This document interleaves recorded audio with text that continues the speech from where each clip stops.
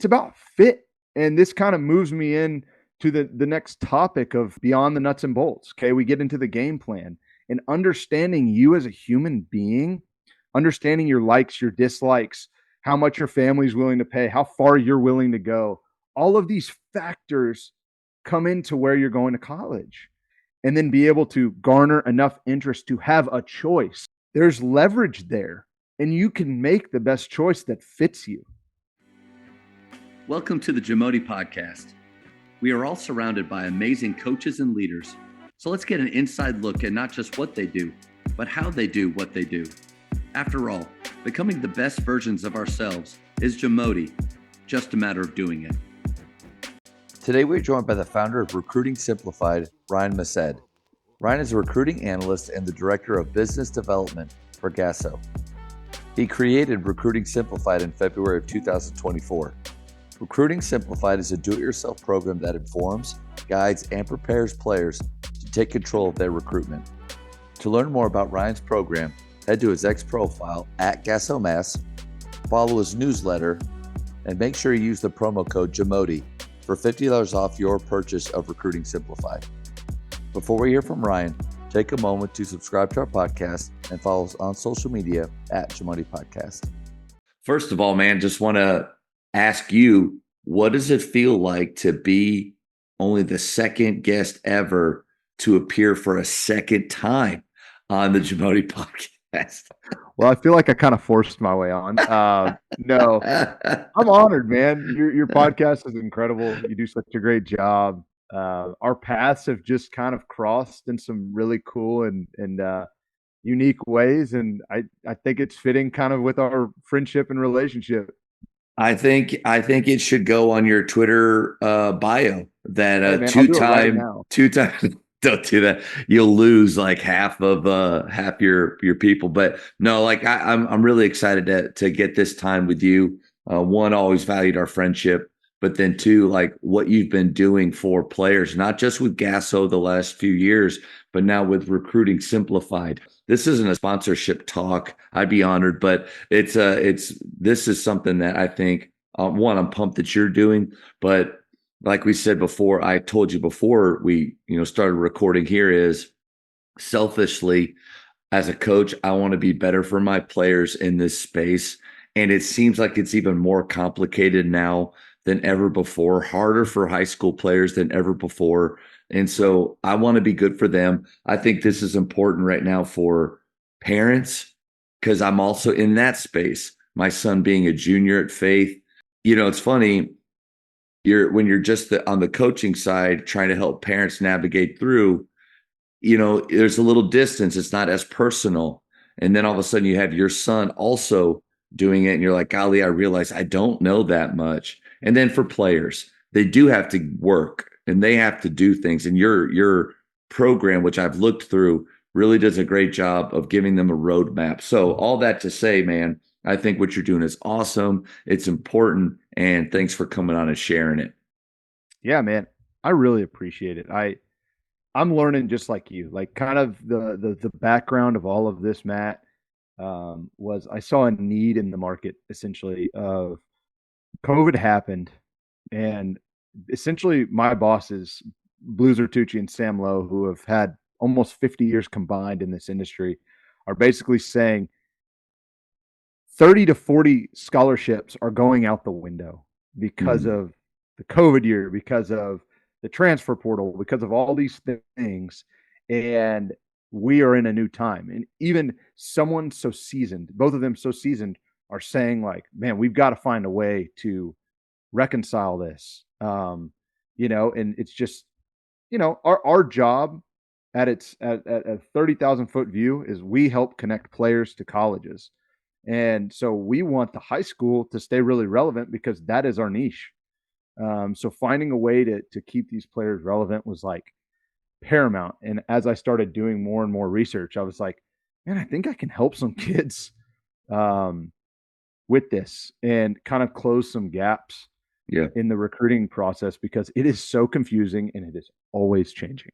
Tell us a little bit why you, and not in an attacking way. Why are you qualified to do this? Like, what have you done? Like the hours and the experience, and I think there are so many programs out there, not exactly like yours, but you'll get a DM, you'll see somebody like, hey, I can help you get exposure, I can help you with this. And maybe they're legit, and maybe I'm sure those people have, kids' heart and mind, but then there's always a part of me like, man, like I don't really know that person.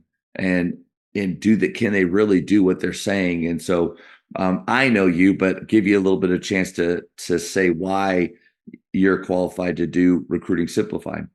Okay. Well, thank you. I agree with you. Some of those people may or may not be qualified, but the reason I feel like it fit perfectly what I do is at Gasso, my role is business development.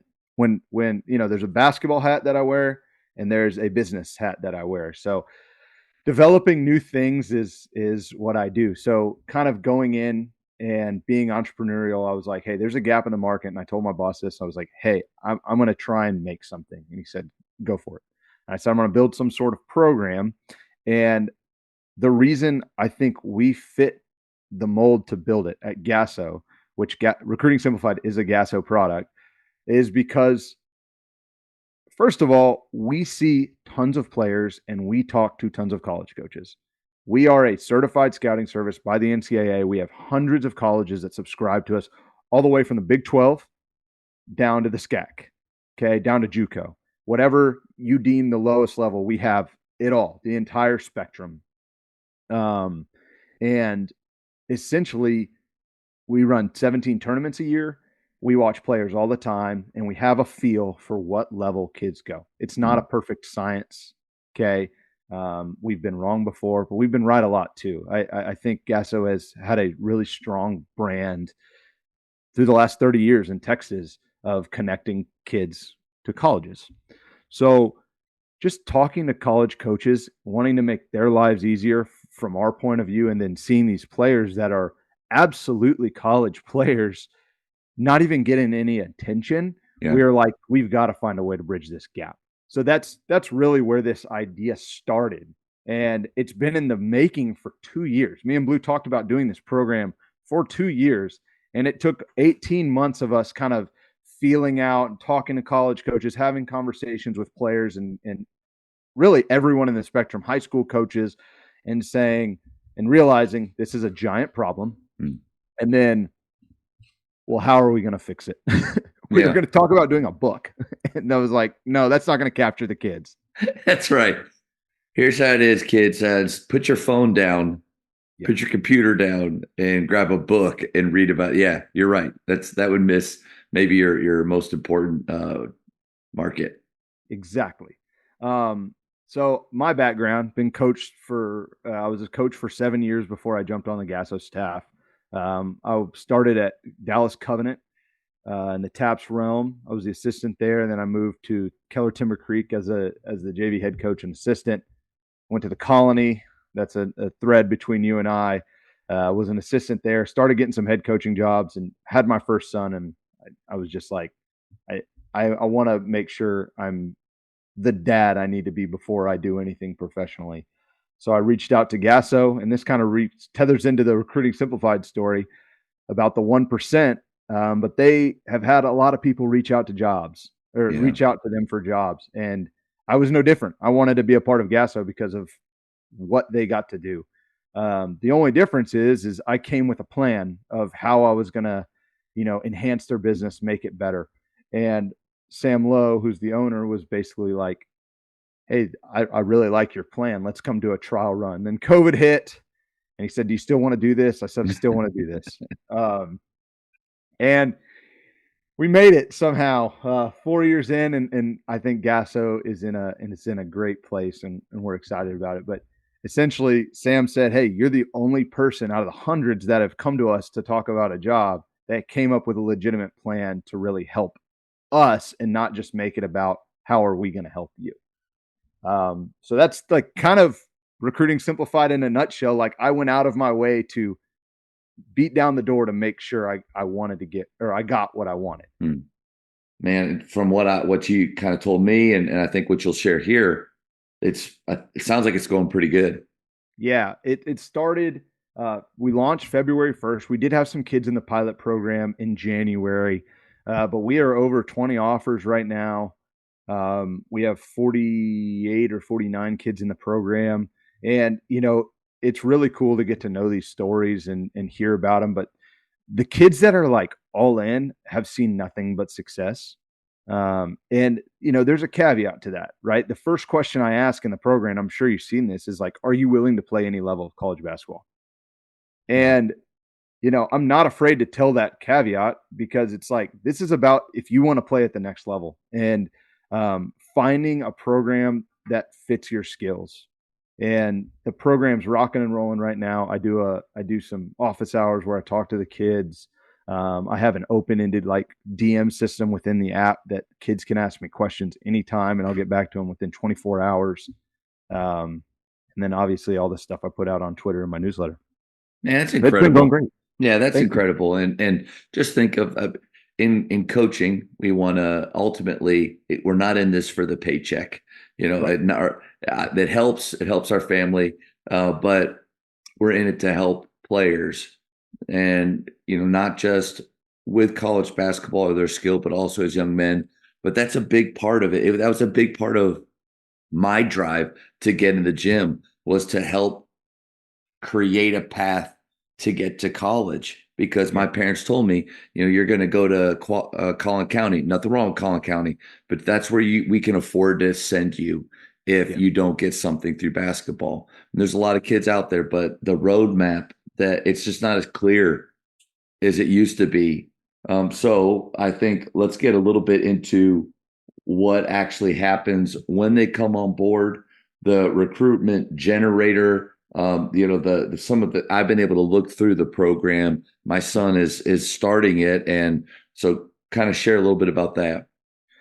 Yeah, and I want to preface this about what the recruitment generator is not. I'm not going to sit here and tell you that I'm not going to sell a scholarship to you. I just don't think that's realistic.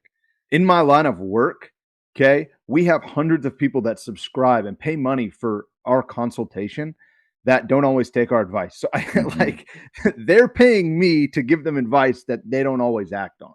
Yeah. So knowing that going in, I want to preface, hey, this isn't about you getting a scholarship. This is about how to get interest and garner attention through marketing, sales, and social media promotion. Like it is, those are the tactics, those are the strategies we're using here. I did have a business degree in that, so I understand it deeply. But as for the nuts and bolts, you get in, and I want to give you a deep understanding of the process. Okay. I want you to understand what you're getting into with the FAFSA, why filling out your common application is super important. I want to talk about what the portal is currently doing. The COVID year breakdown, that's actually about to come to an end. That's great news for high school players. And I basically give you an A to Z education essentially on the landscape. And that's the goal, to have you understand the landscape of college basketball and in the recruitment world. And that's what the nuts and bolts is trying to drive. Man, I appreciate you first, being so upfront and honest about that, because in most things in life, there's rarely just a quick fix. Like you have to work pretty hard for what you want to get. And anybody that says, even as Wes Watson used to say this, he'd say, I think parents or players sometimes think that I just have this drawer full of scholarships that I could just say, hey, here you go, you get one and you get one. And that's just not how it is. And again, it's even harder today, but you being upfront and honest with people about it's not a 100% guarantee. I'm not in this to get you a scholarship. In fact, you're in this really to more enable them, to give them the tools to go out there and get a scholarship. But that's also why I feel, or not get a scholarship, but to get seen, to give them the best chance possible, right? Like that's what we want as coaches. We want to set our players up for success on the floor, to give our team the best chance possible to win. We don't always win. It's not guaranteed, but we want to give them the best chance. I think that's why I feel like this is really important for coaches to hear, for coaches to probably get a hold of your software, like even like purchase it themselves, like go through that process themselves, because there are just a lot of things on there that I didn't know. And I feel like I haven't always been able to give my players the right answers to questions. And I think your program does that. Well, I appreciate it. And I think it comes back to a word that, may sound a little aggressive. The word leverage. Okay. It felt like no one in the space that was being recruited had any type of leverage unless you're like a national recruit. When I say national recruit, I'm going to define that as playing on a shoe circuit, on an official shoe circuit, the EYBL, the 3SSB, the Under Armour circuit, not Rise, not the Gold, like the 3 and Puma, the 4 top circuits. Okay, you're probably a national recruit where you're going to get some sort of recruitment that actually comes to you where you have some leverage. Let me ask you about that. Like, Sure. obviously the national, like top 100 in the country, that stuff. When you start to get to states, Yeah. and it's not an exact, like, I'm not asking you to pinpoint at this number, it's a cutoff. But even in like those rankings of like top 10, top 20, top 50 in the state per grade, like at what point do you start getting out of maybe that realm that you're talking about where, like, if you're in the top 10 in the state, not saying that Recruiting Simplified isn't for you, but Right. people are going to look at that number and say, oh, we got to look, we got to check him out. Yeah, this is kind of how I describe it. We've actually run some numbers on this. It used to be 70 to 90 are getting some sort of Division I recruitment. After COVID, it's gone to about 50 to 70. And even like 40 plus is a little dicey. It gets really specific In the state. in the state of Texas Yeah. specifically. And we have one of the most talent rich states Right. in the nation. Right.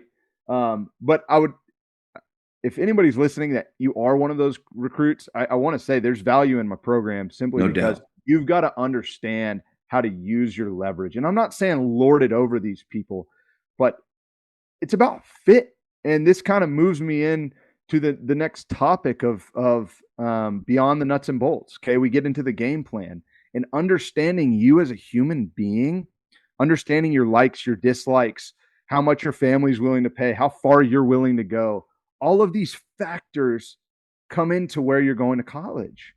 And so being able to understand yourself and your wants and your needs and your family's needs, and then be able to garner enough interest to have a choice, there's leverage there. And you can make the best choice that fits you. If you want playing time as a freshman, which is extremely rare for the record, Yeah. you can put that top of your priorities. But if you only have one school to go to, chances are it's probably not going to happen. But if you have 10 where you're sitting there looking at 10, one, you may have an opportunity to play right away. Like same thing with a lower level school. Just like I tell kids all the time, is it better to have 10 D3 opportunities and one D1 or one D2 opportunity? I don't know. Is that D2 giving you scholarship? Okay, if your family financially needs it, maybe. But what about the other 10? They might have a better engineering program and you want to be an engineer. You might actually get to play there right away. There's all these factors that most players just don't even think about. And creating some sort of leverage for yourself. And like I said, that word's dangerous, not to use it against people, but to use it for yourself to make the best decision. Because at the end of the day, Matt, if I make the best decision for me, that's actually going to help some of these schools. If I'm just going somewhere because it's the only opportunity to play basketball, there could be something missing there. And it could lead to me transferring, me stop playing basketball. Or if I go to a place that actually fits everything that I want, and, I have everything that I want. And basketball is, while it's a huge part of this, it's not the only thing that will be lifting me through that. Does that make sense? Yeah, totally. And going through the beginning parts of your program, the questions that you ask, I mean, every player, every family, and every coach probably needs to know the answers to those questions. And the first one, I wanted to circle back because I didn't want to skip it, but are you willing to play at any level? I mean, that right there, like players got to answer that. And I heard at one of the link camps a coach say, you got to find the level that loves you, and you got to find a way to love that level back. Yeah. Because so many, like, if I only had more traction, more offers, but or more people looking at me, but well, you do. You just don't like the level that it's looking at you. But you got to really. That's where this program helps. Take a deeper dive into really what you're looking for, because for most kids, my son included, it's more than just basketball. Of what they're the reason they're looking at certain schools. At the end of the day, I wanted to start the program off by saying something where you had to be fully and completely humble, and it had to be very objective. Are you willing to play any level of college basketball? And if you, and do you know what the next line is? I offer a refund if you're not.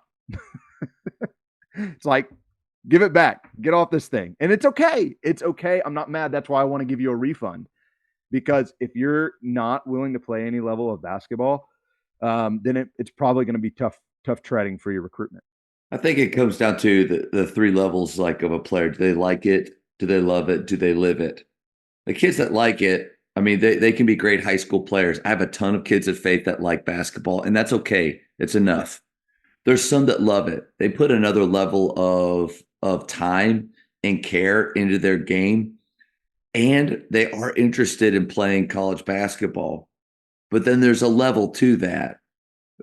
If you live it, I'm going to play college basketball. I don't really care. I care where, but I will do that. I cannot, my last game my senior year cannot be the last time that I put it on a jersey.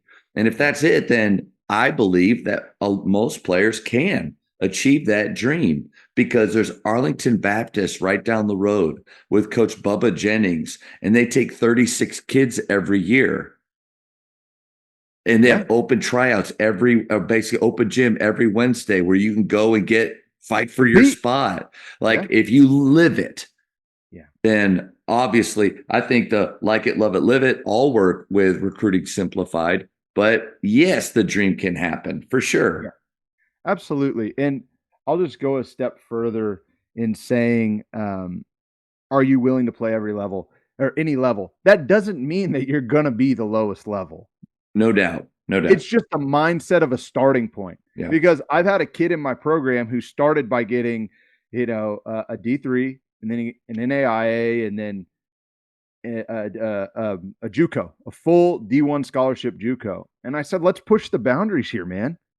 You've got the Division I JUCO. If you want to, if this is about financial, let's go see if we can get a full 4-year at a Division II. Let's start reaching out to them. And it's not like you can't climb the ladder. I just think if you have zero recruitment, you should start at the lowest level that you're willing to play, and let's build the ladder. And what that does too is it maybe helps the D1 or bust kids. Those ones that you've all heard that, or that bubble that they're trying to go towards, that is so hard. I mean, honestly, I think I didn't really have, my parents didn't know. Yeah. I mean, they did the very best for me. They were obviously invested in my dream as much as I was, but I don't know if I would have had somebody that maybe kind of like was guiding me a little bit more to look at fit. Like I had offers at a lot of places, the two biggest, and that's kind of, I think, where I was looking without even realizing the two biggest was SMU and Baylor. SMU, my visit wasn't great. Baylor, Coach Bliss really sold me on it, but I knew nothing about the school. Like, it's not like I had grown up, even though I was in Dallas Fort Worth, saying like Baylor's my school. Like I bleed that. Like that's my, and you know what? Like I wouldn't change anything because my story, obviously. Like, but played every game there, but went through one of the biggest tragedies and scandals of all time. Yeah. And like made it through that. And now looking back, I'm proud of that, being a part of that foundation. But like Akron, Santa Clara, Northern Arizona, like there were Ball State, there were other places that wanted me, that who knows, man, like maybe instead of scratching and scraping for 4.5 points a game for 4 years, not knowing any game from day to day if I'm going to play, I could be on an all-time list. I could have kind of those those memories of basketball, which, playing in Kansas is cool, everybody, no doubt. But man, like when you play a minute and a half or two, or you don't really like some of the teammates you're around or the coach that you're playing for, like I just didn't think about those things. And so I think again, the questions that you're asking, like you said, it forces them to take a step back from just the basketball and think about more. Yeah. Identifying who you are as a human being matters just as much as you identifying who you are on the court. So I'm going to segue right here. Yeah. Okay. Positional confusion is at an all-time high right now. Okay. Everybody put 6'7" point guard in their in their profile. If they, like it's unbelievable to me, the position confusion. I'm very, very blunt and straightforward with this. If you put something like that and your position doesn't correlate with your highlights, you're going to be written off as someone who doesn't have a clue. And I'm not trying to be rude. That's the most loving thing I can actually tell you.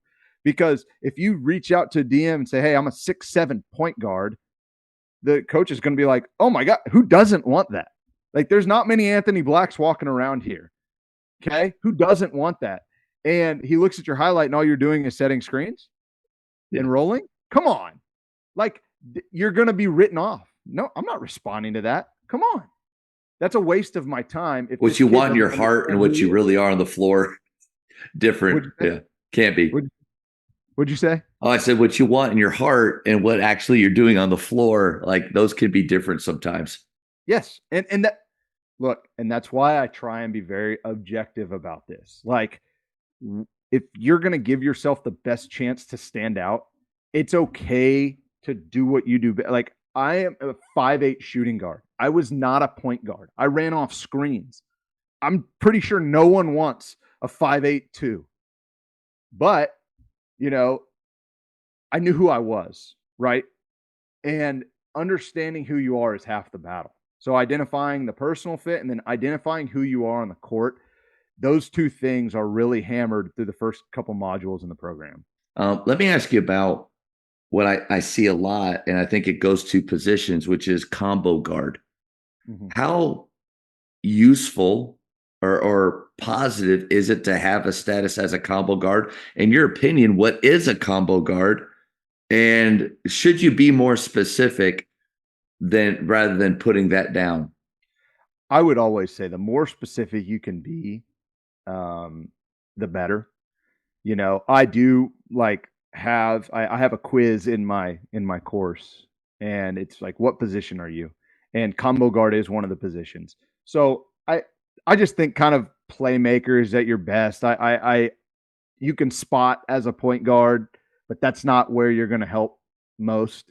And I think more just of a playmaking guard. Doesn't really specialize in shooting is kind of my envisionment of a point guard. But I would always say, like, if you are a very defined facilitator, it's much better to say point guard. If you are a really, really good shooter, like, own that. That is one of the most translatable things in the game. So yes, college coaches, I think combo guard is sometimes very like a divisive subject, right? It divides people. So get as specific as possible. But at the same time, if your highlights are you kind of playmaking, sometimes making a play off the ball or in a ball screen situation, I understand how that can go. So the thing that can't happen is you say point guard wing, or I don't like shooting guard wing. Like, either you're kind of a small forward, this versatile guy who really gets after it on defense and can slash, or you're a guy who's a focal point of scoring. Like, just you got to be more specific. Did I do a good job there? I'm a center point guard. Yeah, not a lot of Jokic's rock. And that's what I think I saw on Twitter. Somebody just make a comment about the combo guard and made me think. It's like, are you saying something that makes people go, "Oh, that could be valuable," or are you saying not really a point guard, not really a shooting guard, not good enough to do that job, not good enough to do that job? Because like I felt like that as a player. I could play point, but that dude's definitely better than me. I could play shooting guard, but he's better than that. I could play small forward, but he's 5 inches bigger than me. Like you want to be careful, in my opinion. And that tweet or that kind of thread that I started reading made a lot of sense. And to your point, with your height, with your weight, with your stats, like with everything, be specific, because if, in my opinion, if they come to a practice and you've been saying 6'3" and you're 5'11", you're 6 foot, like you know, you're going to be found out. Yeah. I would just say make it correlate. Like if you're averaging 13 points a game, your 3-point percentage is around 34%, and you're averaging 2 or 3 assists, you're probably a combo guard. You do a little bit of everything. And I think that can be owned, but it has to correlate. Like correlating to your height, correlating to your highlight videos, correlating to the story you're trying to tell. It has to be, or you're not gonna be taken seriously. Tell me a little bit about the game plan. Now that you've answered those questions, the game Yes. plan that you take players through. Yes. So you answer those questions. We know who you are as a person and a player. Now we're going to build our DMs, okay, and build our email templates. And it's just very important that you do it in a very structured and poised way that's going to make life easy on the college coaches. Okay. So we are vital info only. Okay. I have a strategy called the hook strategy where we essentially boil down your entire DM into the first line. So these coaches don't even have to open your message to be intrigued by you. And I'll even give that away. Like it's no problem. If I were to do it, okay, it would have said my GPA, which is a great GPA. It would have said, you know, my 3-point shooting percentage, if it's high enough, with the number of attempts, and then um, I would have said 5A Texas, with a second team all district, something along those lines. So notice I'm 5'8". I did not put my height because I don't want to be judged before somebody watches something. Yeah. Okay, Yeah. I'm not trying to be sneaky. I'm going to be forthright about my height, but as a hook, you want to tell the story of the best things about yourself. So I'm teaching players how to do that. I give an honest formula of what it will take, how many you need to be sending a day. Yeah, that number blew me away. I know. I was thinking like 1 or 2 a day, but it shows. I mean, and you can feel free to share as much about that as you want. Like, but it shows just how much homework these players need to be doing. Because if you're not going out and finding schools that you're interested in, if you're just waiting for schools to find interest in you, you're not going to have a list to DM or send out. You're gonna run out of names in a day, based on your formula.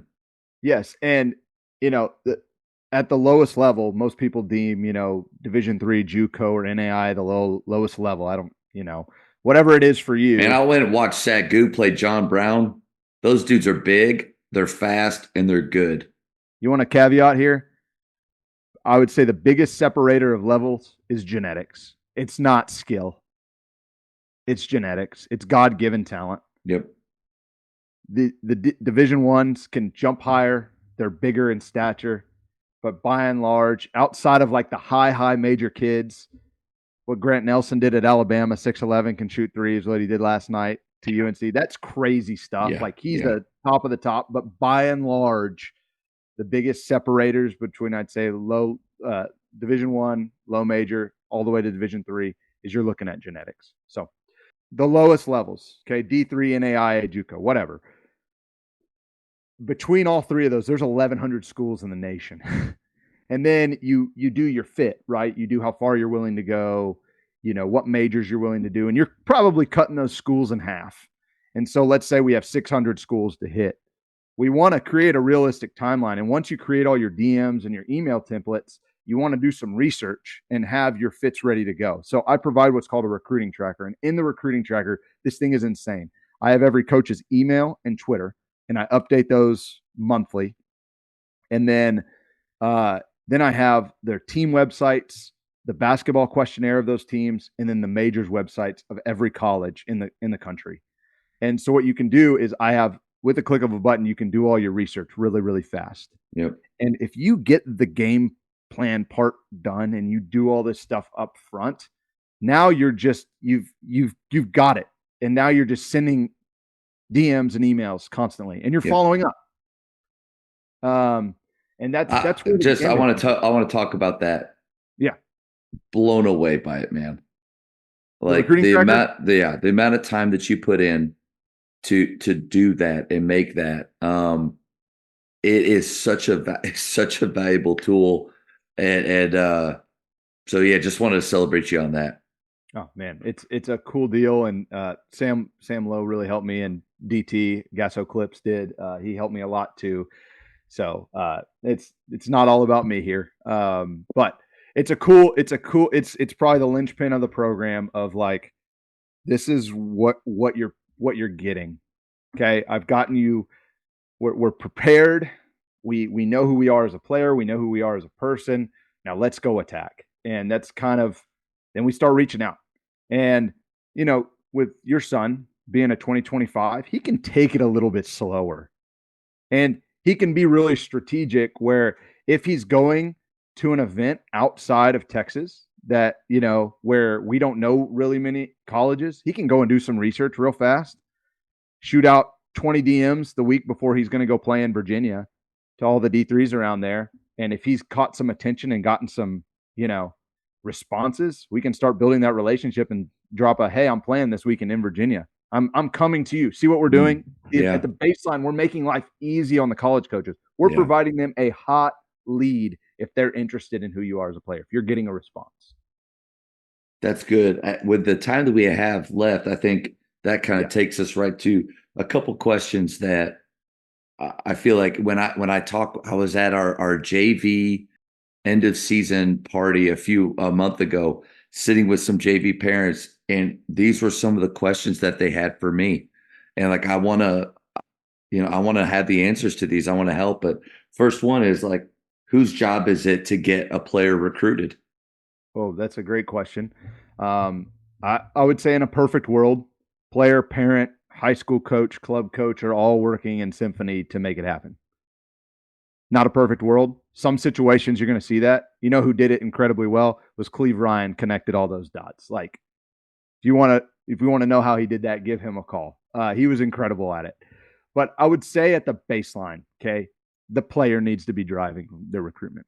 If they're a national recruit, people are going to be kind of chasing them and fawning after them.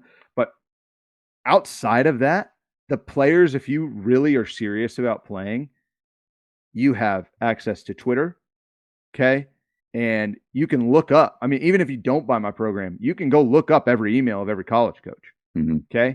You need to be the driver. If you want to play, you need to be the driver. The player, I'm talking to you. Parent, I think your best thing that you can be doing right now is holding accountable. You told me you want to play college basketball, but you're not really doing all the things that it takes. You stay in your bed on Saturdays till 1 p.m. reading or looking at TikTok. Your GPA says 2 point something. I think the best way is just to parent them and hold them accountable as a parent. Yeah. And say, hey, you told me you wanted this, so I'm going to hold your feet to the fire and show me. And that's what quick plug for the program. It's cheaper than a JUCO class. So if your kid's thinking about playing Division III basketball, it's expensive. So if you want to give them a test, buy my product and see how serious they are. Love that. That's the tagline right there. No, that's good. What role now can or should the high school coaches play in this? Yeah, support. First of all, they should know every one of their varsity players, I would say, kind of how serious they are about playing. Yeah. I think you have a great little barometer. I like that. I'm always looking to make things objective. So like it, love it, live it. I think asking them that question, are you a like it, love it, live it kid? And then if they say something that you don't necessarily agree with, you can say, hey, well, this live it box looks probably like this. I think you may fall into this box because this is what I see from you. So having these dialogues and, I think having an understanding of the summer scene really is important because if you're on a team that's going all around the country, but um, the player is probably a Division III player, you kind of have this experience of like you've sent a spectrum of kids to college ranks, and you know what the spectrum is. Having him understand like, and having a parent conversation too of like, hey, I'm not sure that's best for him. I'm not saying discount the team or anything like that. But if you have an understanding that this kid wants to play in Texas and all this stuff, like he doesn't need to be traveling the country Hmm. every weekend. A couple events, I get it. Don't get me wrong, I but think that's important for parents to hear though, because you could save time and money. you Yeah. can save time and money. And we have a ton of programs in Texas that are really high academic, that are really, really competitive, that are really, really good at every level in Texas. And then back to the parents, one more thing I would say, and really coaches, like go see different levels. Like it's a cool, free, fun outing if you took Grapevine Faith to go watch DBU. Yep. They'll Yep. see real quickly how good DBU is. Yeah. Like and how high level. I mean, in DFW, we have NAIA, JUCO, D3, D2, D1. You can see it all. High level. I mean, SMU's in the ACC now. No doubt. And you know what? And You and Blue both said that in your episodes. And I think as a high school coach, and maybe at the, at the TAPS level, I can forget sometimes. Like I went down and watched Baylor play in the new Foster Pavilion, and they had some of us former players sitting 2 rows behind the bench.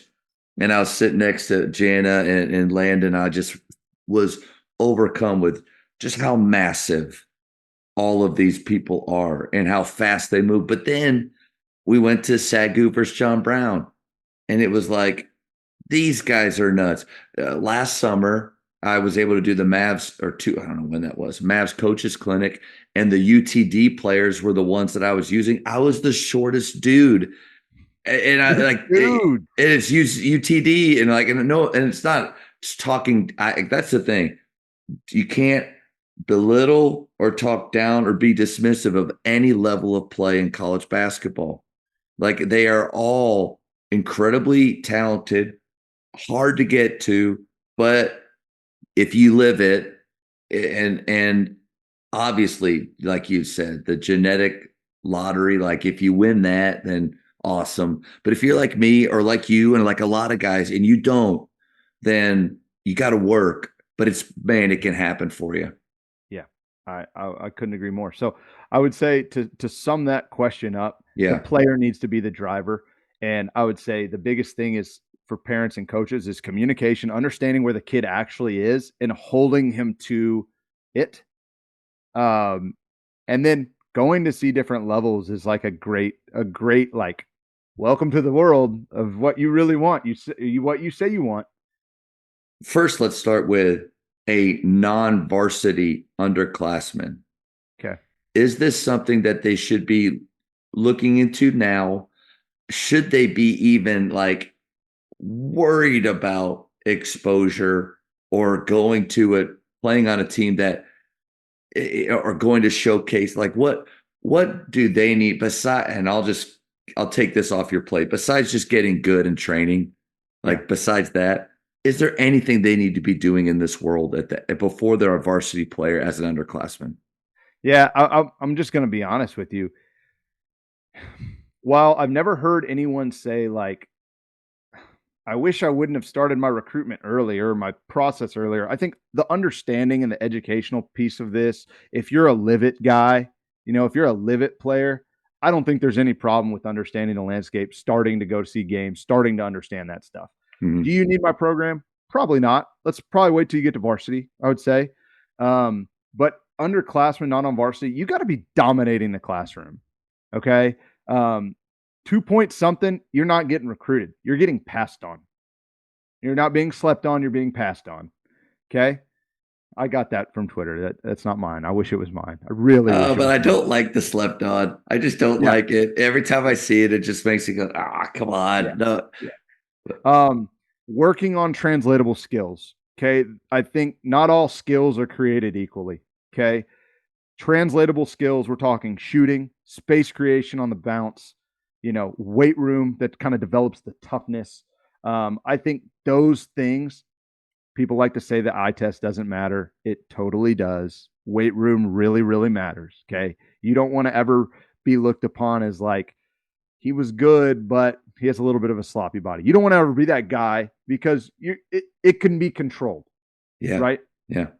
And then you can start building your brand on social media. And when I say building your brand, all that means is you're posting about your basketball stuff and you're celebrating your teammates and you're celebrating the program that you're in. Okay. So putting clips out from Yeah. your summer team as a freshman, your JV games and stuff, good to do.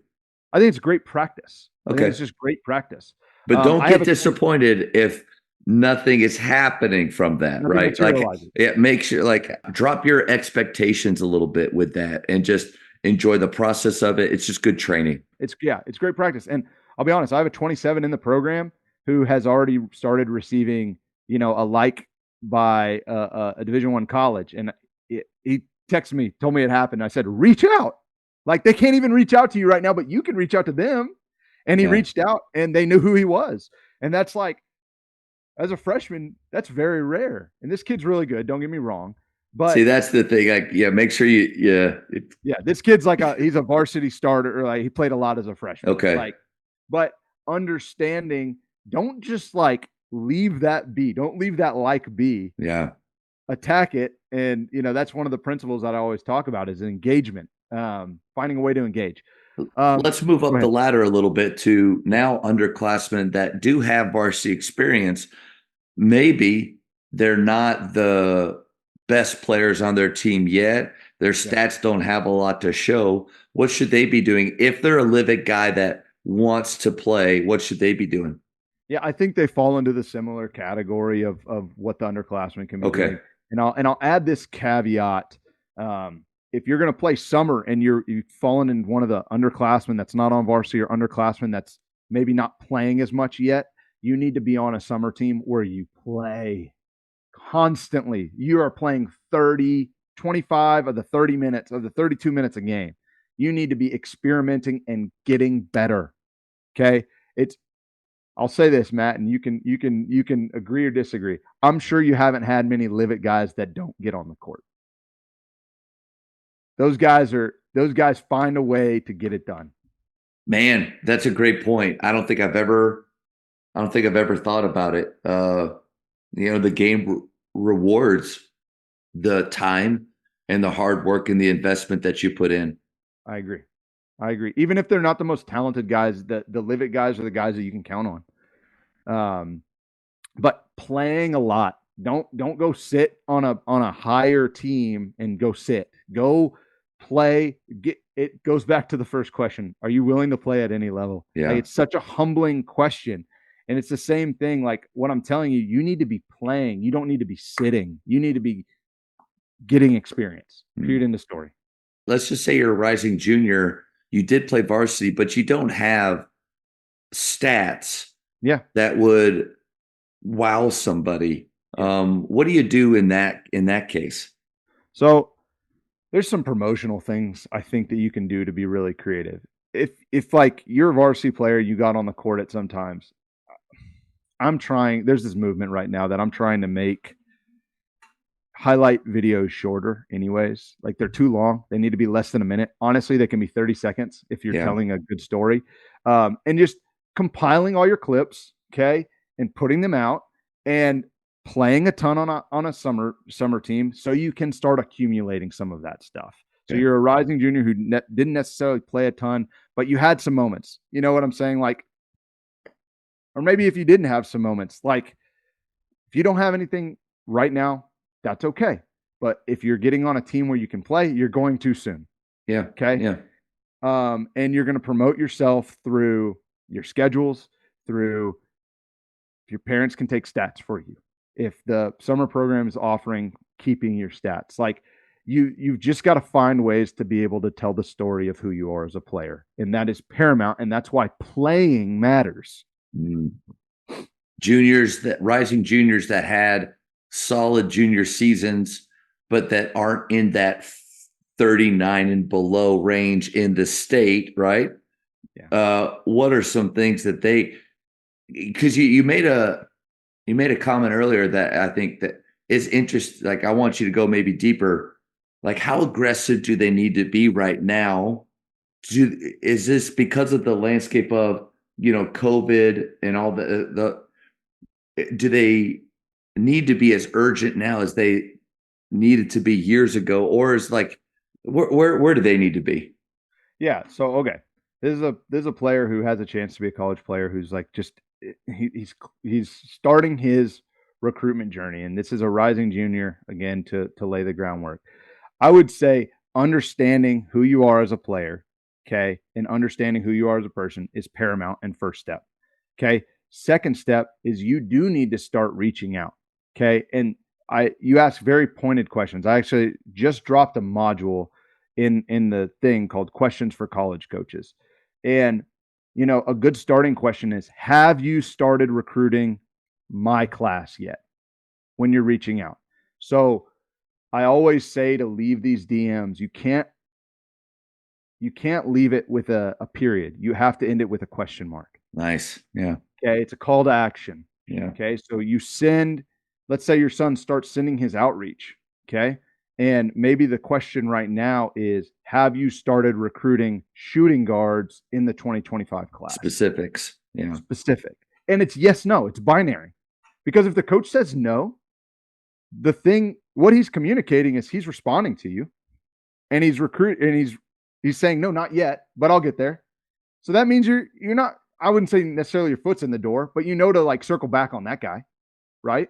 I know D3 programs right now are starting some of their 25, recruitment, and the reason I picked Division 3 is because Division 3, JUCO and NAIA, the lowest levels, which whatever. Yep.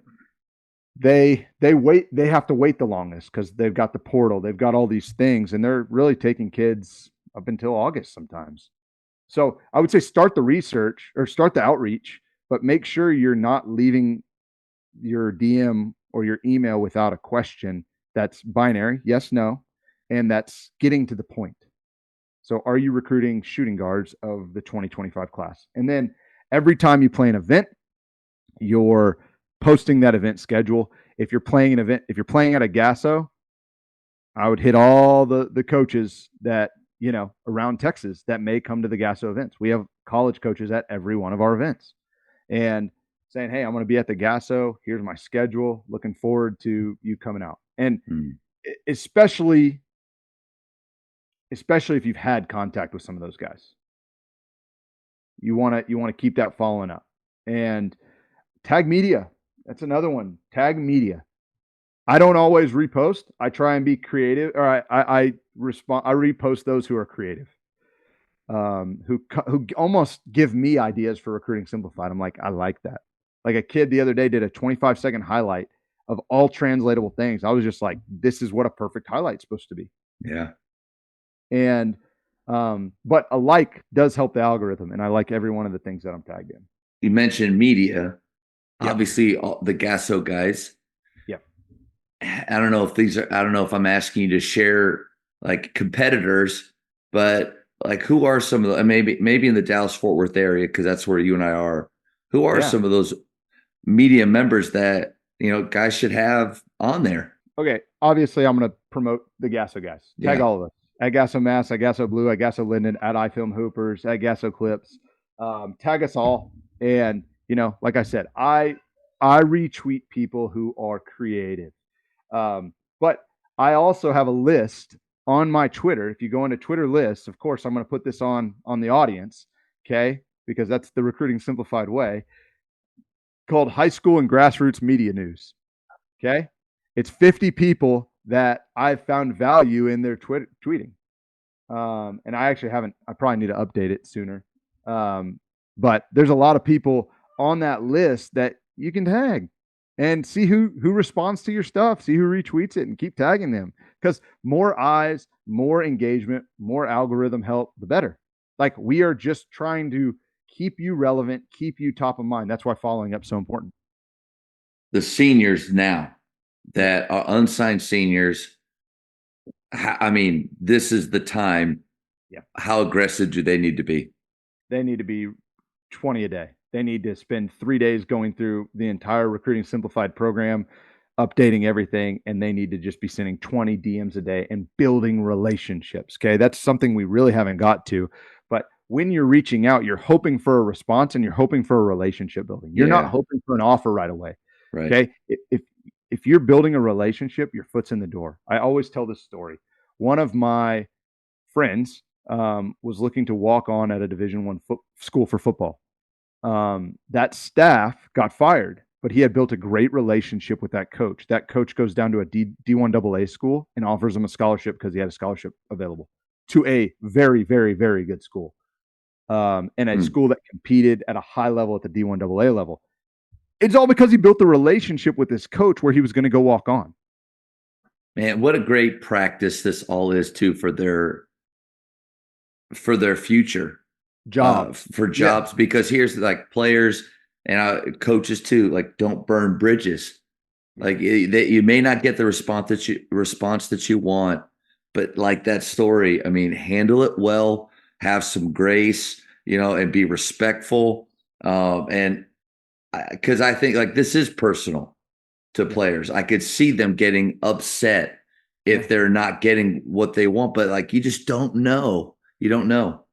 And, I think there's really humble ways to go about this stuff. Like, I kind of have this set of principles when you're talking to college coaches. It's be truthful, be thankful. And it's essentially about having confidence, but having grace and humility in the interaction. Yeah. Like, I don't love it when kids post my 7th offer, AGTG to my 7th offer. It's like, you're making that college a number. You know what I'm saying? And just stuff do like they that. Do they need to post thank you for the offer? Is that just because it's so common now? Is that something they have to do? Like an offer post or an offer post? Yeah, I would say absolutely do it. Blessed to receive. Do it however you want. I would just say do it with humility. Okay. But they should. Brand. It helps your brand. Yeah. Because your foot's in the door, and if you reach out to another coach somewhere, they already see you have an offer. You know what I'm saying? Yeah. In that league or in a league that they respect, it's like they're going to take you that much more serious. And like, here's a freebie I'll give away right here. When a coach asks like, what's your recruitment look like? I've seen so many kids say like, it's going slow, and I'm just like, that's a terrible way to answer it. Because you're not giving this coach any confidence in you. Yeah. If you have zero interest, you say, coach, it's going well right now. I'm reaching out to schools. You're telling the truth. If you have some interest, coach, I'm talking to X amount of schools right now, and I'm trying to find the best fit for me. And obviously, you don't want to lie about the schools that you're talking to. If you do have those names, do you want to be specific with that? Or, I mean, are they usually asking for specific names of schools? Or, I mean, how does that work? They could. I would always start it with, I'm talking to X amount of schools. If they ask the question, I would be truthful. Okay. I would just, there's no. Yeah, Duke is just, they're on me hard right now. I just don't. Well, that's another thing, like self-realization. If there's a difference between getting a letter in the mail to come to their camp, to Duke camp, and you're like, they're interested in me. It's like, no, like you lose your self-awareness points for doing that. And college coaches oftentimes are looking for reasons that might not fit what they want. Don't give them a reason. Don't give them a reason. Yeah, and LSU, I tell this story. LSU, years ago, I met Faith. Their football program sent me a letter at Faith. This was 3 years ago, wanting me to come play there, or come to their camp and play. So, like, did you post it? Tell LSU, blessed to receive. I mean, I do have eligibility, and but like that's the point. Like, not that those things are cool and it's fun, but put it in the appropriate box and of what it really means, Yeah. which is, you're a high school athlete. This is the time you're on a mailing list. There's nothing wrong with that, but don't go so far as to we want people we always want people to take us seriously. Yeah. I don't care what you're doing. And so Yeah. what you post, that's where your social media, your digital tattoo is so important. If you want to be taken seriously, take yourself seriously. Yes. And so what you post and what your picture looks like, if it's a cat holding a piece of yarn, like what's your brand? Like, what are you about? Not sure you're a hooper there. That's right. Another nugget that I wanted to give away just about being objective. Okay. So what's interest? A lot of people define this a different way. I define it as any time a coach will take the time to like or something. That's initial interest.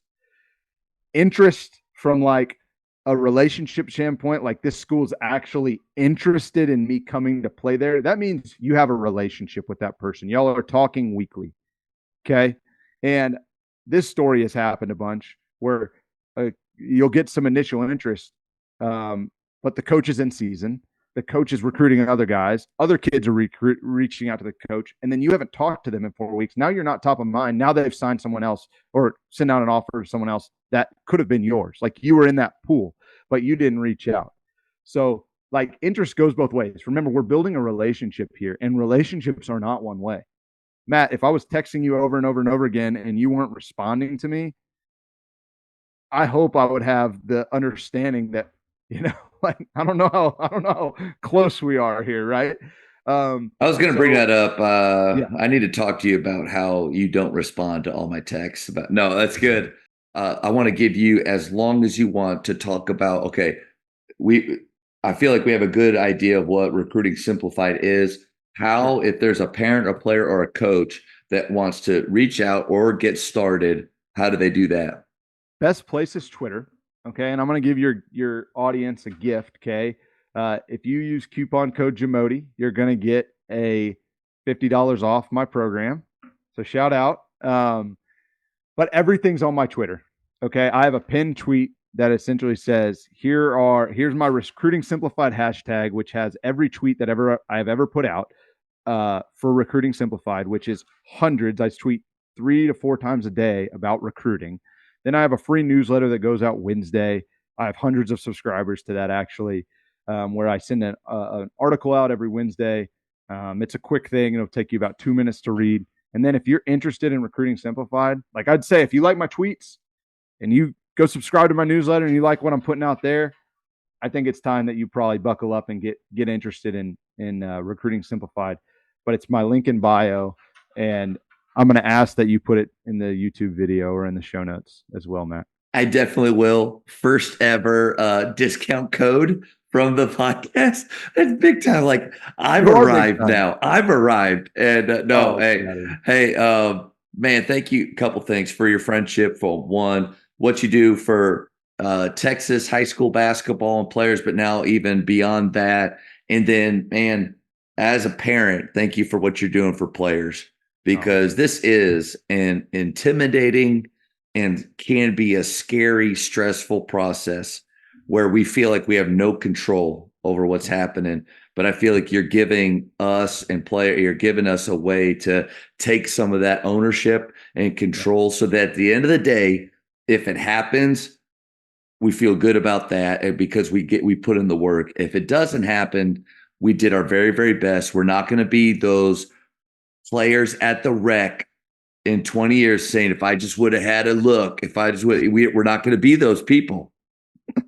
Yes, I very much appreciate the platform, and quite frankly, Coach Mike Kunstad, who started Gasso so long ago, man, he's the reason for my credibility. And Blue and Mm. Sam and all these guys who have given me the opportunity. It's fun to give back, and like you said earlier, like this is what I do for a living. It's really cool to be a part of it, and it's really cool to build a program like this at an affordable cost, which not all these programs are affordable.